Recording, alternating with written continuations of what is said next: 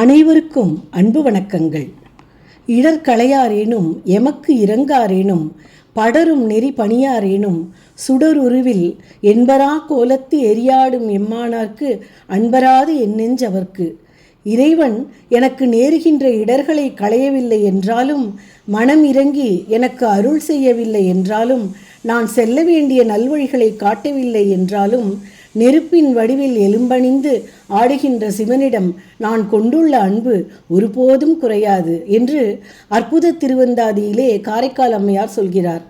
நாயன்மார்கள் அனைவருமே அந்த ஈசன் மீது தாங்கள் கொண்ட அன்பிற்காக எதையும் எதிர்கொள்ள திடமாய் இருந்தனர். சிவத்தொண்டுக்கே தம்மை அர்ப்பணித்து கொண்டார்கள். அப்படி ஒரு பெருமை வாய்ந்த நாயன்மார் வரலாற்றைத்தான் இன்று நாம் காண இருக்கிறோம். சிவகங்கை மாவட்டத்திலே இளையான்குடி என்னும் நகரம் இயற்கை வளத்தோடு இறைவனின் அருள்வளமும் பரிபூர்ணமாக நிரம்ப பெற்றிருந்தது. இந்த ஊரிலே வேளாளர் மரபிலே பிறந்தவர்தான் மாறனார். இளையான்குடியில் பிறந்த காரணத்தால் இளையான்குடி மாறனார் என்று அழைக்கப் பெற்றார். எந்நேரமும் எம்பெருமானையும் நமசிவாய என்ற 5 எழுத்து மந்திரத்தையும் சிந்தித்தபடி இருப்பார். பெருத்த வயல்வளமுடையவராய் செல்வந்தராய் இருந்தார். அவரது மனைவியும் அறமும் நற்பண்புகளும் கொண்டிருந்தார். வள்ளுவர் கூறும் விருந்தோம்பலை மாறனாரும் அவர் மனைவியும் விரும்பி கடைபிடித்தனர். அந்த வகையில் தினமும் சிவனடியார்களை அழைத்து வந்து இன்முகம் காட்டி இன்சொல் பேசி வரவேற்று திருவடிகளை குளிர்ந்த நீரால் கழுவி கோலமிட்ட பலகையில் அமரச் செய்து பாத பூஜை செய்த பின்பு அறுசுவை உணவுகளை உண்ணச் செய்து உளம் மகிழ்ந்தனர். இவர்கள் இல்லத்தில் அந்த திருமகள் நிரந்தரமாய் குடியிருந்து இவருடைய இறை சேவைக்கு உதவினார். மாறனாரின் உயர்ந்த தன்மையை உலகறியச் செய்ய திருவுள்ளம் கொண்டார் ஈசன். மாறனார் வளம் குழிக்கும் காலத்து மட்டுமன்றி வறுமை வாட்டும் காலத்தும் அடியாரை போற்றி பேணும் தன்மையுடையவர் என்பதை உலகிற்கு உணர்த்துவதற்காக மாறனாருக்கு வறுமையை உண்டாக்கினார் எம்பெருமான். ஆனால் வறுமையை கண்டு நாயனார் சற்றும் மனம் தளரவில்லை. எப்பொழுதும் போலவே அவர் தமது சிவத்தொண்டை தட்டாமல் செய்து வந்தார். வீட்டில் உள்ள பொருட்களை விற்று அடியார்க்கு அமுதூட்டும் பணியை தொடர்ந்து வந்தார். செல்வம்தான் சுருங்கியதே தவிர அவரது உள்ளம் மட்டும் சுருங்காமல் நிறைவு பெற்றிருந்தது. விற்று விற்று கைப்பொருள்கள் அனைத்தும் தீர்ந்ததும் மாறனார் கையில் இருந்த பணத்திற்கு சிறிது நிலத்தை குத்தகைக்கு வாங்கினார். அதில் சிறிதளவு விதை நெல்லை விதைத்தார். அன்றிரவு பலத்த காற்றுடன் பயங்கர மழை பெய்யத் தொடங்கியது. பாதை எங்கும் மழைநீர் ஆறு போல் பெருக்கெடுத்து ஓடியது. மாறனாருக்கு ஒன்றும் புரியவில்லை. விதை நெல் வீணாகிவிடுமே என்று வேதனைப்பட்டார். மாறனாரும் அவர் தம் மனைவியும் பசியாலும் குளிராலும் வாடினர். இரவெல்லாம் உறக்கமின்றி உணவின்றி விழித்திருந்தனர். இத்தருணத்தில் சிவபெருமான் சிவனடியார் போல் திருவேடம் பூண்டு மழையில் சொட்ட சொட்ட நனைந்தபடி நாயனார் வீட்டிற்குள் நுழைந்தார். மாறனார் வீடு அடியார்களை எதிர்நோக்கி இரவும் பகலும் எப்பொழுதும் திறந்தேதான் இருக்கும். மழையில் நனைந்து வந்த அடியாரை பார்த்து துடிதுடித்து போனார் மாறனார். விரைந்து சென்று அடியாரை வரவேற்று அவரது மேனியில் வழிந்த ஈரத்தை துவட்டச் செய்து ஆசனத்தில் அமரச் செய்தார். மாறனார் அவரிடம், சுவாமி சற்று பொறுங்கள், அமுது சூடாக செய்து அளிக்கிறேன் என்றார். எம்பெருமான் அதற்கு சம்மதித்தவர் போல தலையை அசைத்தார். இந்நேரத்தில் நமக்கு இப்படி ஒரு சோதனை வந்துவிட்டதே என்று எண்ணாமல் மனம் தளராது வீடு தேடி வந்த அடியாரின் பசியை எப்படி போக்குவது, நமக்கு உணவில்லை என்றாலும் பரவாயில்லை என்று எண்ணி மனைவியிடம் அது பற்றி கேட்டார். அவர், சுவாமி தங்களுக்கு தெரியாதா, இந்த நள்ளிரவு வேளையில் எங்கு சென்று யாரிடம் நான் என்ன கேட்பேன், கேட்டால்தான் கொடுக்க யார் இருக்கிறார்கள் என கூறி கண்கலங்கினார்.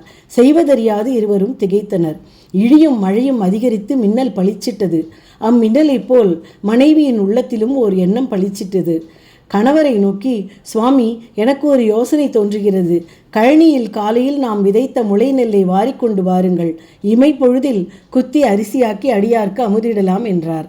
தக்க சமயத்தில் மனைவி சொன்ன வார்த்தைகள் அவரது செவியில் அமிர்தம் போல் பாய உள்ளமும் உடலும் பூரித்து போனார். புதையல் கிடைத்தாற்போல் மகிழ்ச்சி அடைந்து கூடையும் கையுமாக கழனியை நோக்கி விரைந்தார். பயங்கர மழை, திக்கு திசை தெரியாத கும்மிருட்டு, மேடு பள்ளம் காண முடியாத அளவிற்கு தெருவெல்லாம் வெள்ளம். இத்தகைய பயங்கர சூழ்நிலையில் அடியார் மீது பூண்டுள்ள அன்பின் பெருக்கால் நாயனார் இடிமழை கண்டு அஞ்சாது கழனி நோக்கி ஓடினார். நடந்து பழக்கப்பட்ட பாதையானதால் இருளில் தன்னை சமாளித்து கொண்டு சென்றார். மாறனார் மழையில் நனைந்தார். உள்ளேயோ பக்தியில் மூழ்கினார். மனம் குளிர சிவநாமத்தை ஜபித்தார். மிக்க சிரமத்துடன் தண்ணீர் மீது மிதக்கின்ற விதை நெல் முளைகளை வாரி கூடையில் போட்டுக்கொண்டு வீட்டை அடைந்தார். அதற்குள் அவரது மனைவியார் தோட்டத்தில் இருந்து கீரை பறித்து வந்தார். நெல்லை கொடுத்தார். நெல்லை மகிழ்வுடன் வாங்கி கொண்ட அம்மையார், சமைக்கு விறகு இல்லையே என்றார். உடனே மாறனார் சற்றும் மனம் கசப்படையாமல் வீட்டு கூரை மீது இருந்த கொம்புகளை அறுத்தெடுத்து வெட்டி கொடுத்தார். அதனால் மழையின் கொடுமை வீட்டிற்குள்ளும் புகுந்தது. அம்மையார் நெல்முளையை பக்குவமாக வறுத்து குத்தி அரிசியாக்கி சோறாக்கினார். பறித்து வந்த கீரை கொண்டு சுவையான கரியமுதமும் செய்தார். இன்னல்களுக்கு இடையே ஒருவாறாக இன்னமுது சமைத்தனர். அடியவரை அமுதுண்ண மாறனாரும் அவர் மனைவியாரும், ஐயனே, அடியார்களிடம் யாம் பூண்டுள்ள அன்பு அறிந்து எம் இல்லம் எழுந்தருளிய பெரியோரே, பிறவிக்கடலை கடக்க மரக்கலமின்றி அழுந்து கிடக்கும் இவ்வேழையர் உய்யும் பொருட்டு ஏழையின் மனைக்கு அமுதுண்ண எழுந்தருளும் என பணிவன்புடன் வேண்டி நின்றனர். நிலத்தில் விழுந்து நமஸ்கரித்தனர். கண்மூடி தியானித்து நமஸ்கரித்து எழுந்தபொழுது தெய்வீக தம்பதியர் கண் திறந்து பார்த்தபோது அடியாரை காணவில்லை. ஜோதியாய் நின்ற பெருமான் பின் உமையுடன் ரிஷபத்தின் மீது எழுந்தருளினார். மாறனாரும் அவரது மனைவியாரும் இத்திருக்காட்சி கண்டு மெய்சிலிர்த்து பக்தி பெருக்கோடு சங்கரா போற்றி, ஞான சம்புவே போற்றி, யாற்றில் வெங்கரா வடுமால் காணா விமலனே போற்றி என்றும் செங்கரா மலகம் போன்று திருவருள் செய்வோய் போற்றி, பொங்கரா வணிந்த வேத புங்கவ போற்றி போற்றி என்று துதித்து நின்றனர். ஈசன் மாறனாரை பார்த்து, அடியவனே, அடியவர்களுக்கு ஈவதே ஈகை என்ற அறவழியில் உணவளித்து வந்த நீ உன் மனைவியோடு பெருமை பொருந்திய சிவலோகத்தை அடைவாய். நிலவுலகில் நெடுநாள் வாழ்ந்து அறம் வளர்த்து பிறகு இருவரும் என்னை வந்து சேர்வீர்களாக. எனது தோழன் குபேரன் சங்கநிதி பதுமநிதிகளை கையிலேந்தி உங்களுக்கு ஏவல் செய்ய காத்திருக்கிறான் என்று அருளி செய்தார். மாறனார் தனது மனைவியாருடன் உலகத்தில் பல காலம் வாழ்ந்து திருத்தொண்டர்களை பணிந்தும் பரமனை வழிபட்டும் இறுதியில் பிறைமுடி பெருமானின் திருவடி நீழலில் தங்கும் சிவபதவியை பெற்றார்கள். புண்ணியங்களுக்குள்ளே சிவபுண்ணியம் சிறந்தது, சிவபுண்ணியங்களுக்குள்ளே சிவ பூஜை சிறந்தது, சிவ பூஜையிலும் சிறந்தது மாகேஸ்வர பூஜை. மகேஸ்வரராகிய சிவனை வழிபடும் அடியார்கள் மாகேஸ்வரர் எனப்படுவார்கள். மாகேஸ்வர பூஜை என்பது மாகேஸ்வரர்களை விதிப்படி பூஜித்து அவர்களுக்கு அன்னம் ஊட்டுதலாம். இளையாங்குடி மாறநாயனார், நாம் எவ்வளவோ புண்ணியம் செய்தோம், நமக்கு கடவுள் இவ்வளவு இடர் செய்கிறாரே என்று வறுமையுற்ற போதும் சிவனை சிறிதும் நோகாமல் தொடர்ந்து மாகேஸ்வர பூஜை செய்து வரலானார். இவர்களின் மேலான தவத்தை உலகறிய செய்யவே பரமசிவனார் இவர்களுக்கு வறுமையை கொடுத்து இவர்களின் செயற்கரிய செய்கையை வெளிப்படுத்தி இவர்களுக்கு பேரின்ப வாழ்வை கொடுத்தருளிய பெருங்கருணையை என்னவென்பது. தூய்மையான பக்தி உடையோர்க்கு தமக்கு எத்துணை இடர் வந்தாலும் சிவனிடத்துள்ள அன்பை இம்மியளவும் குறைத்து கொள்ள மாட்டார்கள்.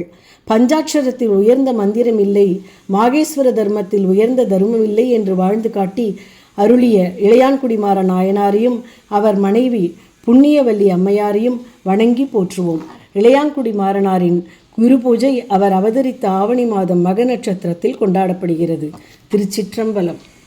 தில்லை வாழந்தனர் தமடியார்க்கும் அடியேன், திருநீல கண்டத்து குயவனார்க்கடியேன், இல்லையே எண்ணாத இயற்பகைக்கும் அடியேன், இளையான் தன் குடிமாறனடியார்க்கும் அடியேன், வெல்லுமா மிக வல்லமை பொருளுக்கடியேன், விரிபொழில் சொற்கொன்றையார் விரண்மிண்டற்கடியேன், அல்லி மென்முல்லையந்தாரமர் நீதிக்கடியேன், ஆரூரனாரூரில் அம்மானு காளே, ஆரூரனாரூரில் அம்மானு காளே.